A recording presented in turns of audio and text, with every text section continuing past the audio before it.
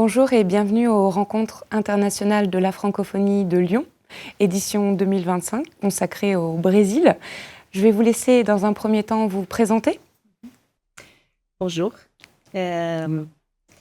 Merci de cette invitation pour être ici avec vous. Moi, je m'appelle Rita Carelli, je suis écrivaine brésilienne, mais d'origine française, parce que mon père est né en France. J'ai une grand-mère française. Je me suis mariée avec un Français, alors je suis toute entourée de la langue française. Voilà. Merci. Pour vous, que représente la francophonie, le fait de parler français? J'imagine qu'il y a une dimension très intime, très familiale. Oui, même si mon père n'a jamais parlé en français avec nous, ma mère, qui était brésilienne, elle voulait qu'on fasse des études dans des écoles françaises et mon père n'a jamais voulu. Il est parti au Brésil, il avait 5 ans, il était tout jeune. Et du coup, les Français, on a appris plus ou moins de façon un peu sauvage après. Voilà. Mais j'ai quand même écouté ma grand-mère quand j'étais petite et dans ce sens-là, oui, c'est une langue familiale et très, très intime. Très bien. Quel est, selon vous, l'avenir de la francophonie au Brésil? Est-ce que vous entendez parler français? Est-ce que vous voyez des livres qui viennent des territoires francophones, qui sont traduits ensuite?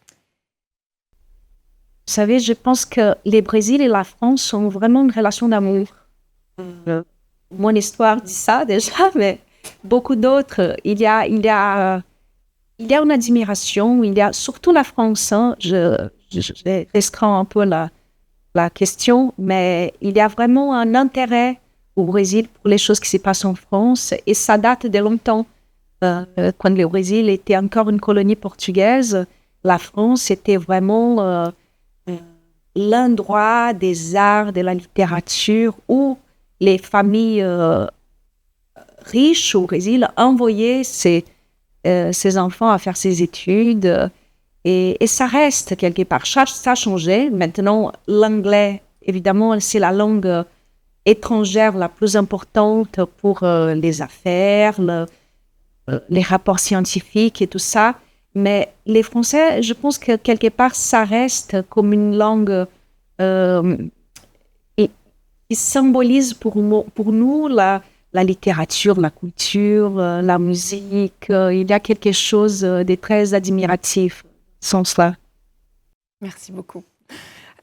Alors, vous contribuez artistiquement avec les traductions de vos ouvrages. Vous m'avez dit que vous aviez un regard assez pointu sur la traduction de vos livres en français. C'est un peu exagéré dire que j'ai contribué dans la traduction. C'est pas tout à fait ça, mais c'est vrai que comme les Français, c'est pas une langue que je maîtrise totalement, mais je comprends.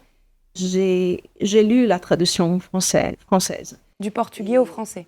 C'est ça. Du portugais au français, exactement. Qui a été faite de façon extraordinaire par Marine Deval, et qui est une très bonne traductrice. Mais comme il y a en ces moments beaucoup de disputes des termes. Bon, mon roman, il parle des populations autochtones au Brésil, des indigènes et tout ça. Et on vit en ce moment une petite révolution linguistique là-dessus, parce qu'il y a des mots qui ont une charge coloniale très forte. Par exemple, tribu, c'est un mot qu'on n'utilise plus pour parler des peuples autochtones. On dit plutôt des peuples, des nations. Tribu, ça nous remet à une chose très colonialiste, un peu péjorative même. Et du coup, j'ai l'impression que ces discussions-là, elles sont... je ne sais pas si on peut dire ça comme ça, mais j'ai l'impression qu'elles sont plus développées au Brésil qu'ici, quelque part, parce que c'est une question plus présente pour nous. Et du coup, j'ai lu la traduction en faisant très attention à que des mots comme ça ne passent pas. Des mots qui peut-être en France sont encore un peu plus naturalisés, les Indiens, les tribus, les machins, et qui pour moi, ça faisait bizarre de les garder. Et voilà, c'est des choses comme ça. Et puis, j'ai fait, je sais pas, une cinquantaine de remarques dans la traduction. Et j'ai discuté avec Marine et ça a été très bien. Ça, je pense que ça a aidé que l'œuvre sorte plus proche de mon cœur. Très bien, c'est une belle contribution alors. Alors, quel est l'intérêt pour vous, en tant qu'autrice, de participer à ces rencontres internationales de la francophonie de Lyon?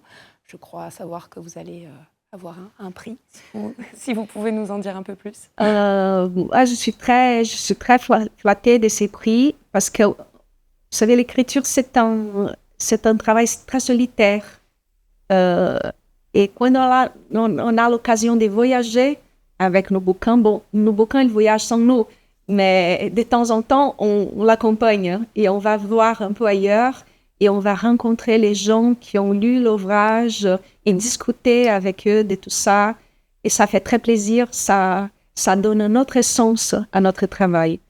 Et ça me fait très, très plaisir d'être ici et de recevoir ce prix Caméléon. On est en tout cas très heureux de vous le décerner. Merci beaucoup de votre temps et encore toutes nos félicitations pour ce prix Caméléon. Merci. Justine.